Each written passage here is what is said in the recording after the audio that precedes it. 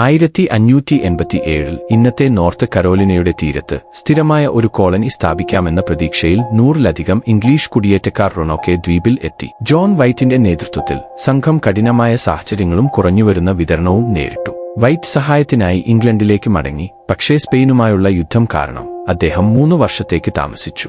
1590 ഒടുവിൽ അദ്ദേഹം തിരിച്ചെത്തിയപ്പോൾ കോളനി അപ്രത്യക്ഷമായി. ക്രോട്ടോവാൻ എന്ന വാക്ക് ഒരു പോസ്റ്റിൽ കൊത്തിവച്ചിരുന്നു. ഒരുപക്ഷേ അടുത്തുള്ള ഒരു ദ്വീപിനെയും തദ്ദേശീയ അമേരിക്കൻ ഗോത്രത്തെയും സൂചിപ്പിക്കുന്നു. പോരാട്ടത്തിന്റെ ലക്ഷണങ്ങളൊന്നും കണ്ടെത്തിയില്ല. കുടിയേറ്റക്കാരെ പിന്നീട് ഒരിക്കലും കണ്ടില്ല. പ്രാദേശിക ഗോത്രങ്ങളുമായി ഒത്തുചേരൽ മുതൽ രോഗം അല്ലെങ്കിൽ പട്ടിണി മൂലം മരണം വരെ സിദ്ധാന്തങ്ങൾ നീളുന്നു. പക്ഷേ ഇതുവരെ നിർണായകമായ തെളിവുകളൊന്നും കണ്ടെത്തിയിട്ടില്ല. റോണോക്കെയിലെ നഷ്ടപ്പെട്ട കോളനി അമേരിക്കയിലെ ഏറ്റവും പഴയ പരിഹരിക്കപ്പെടാത്ത രഹസ്യങ്ങളിൽ ഒന്നാണ്.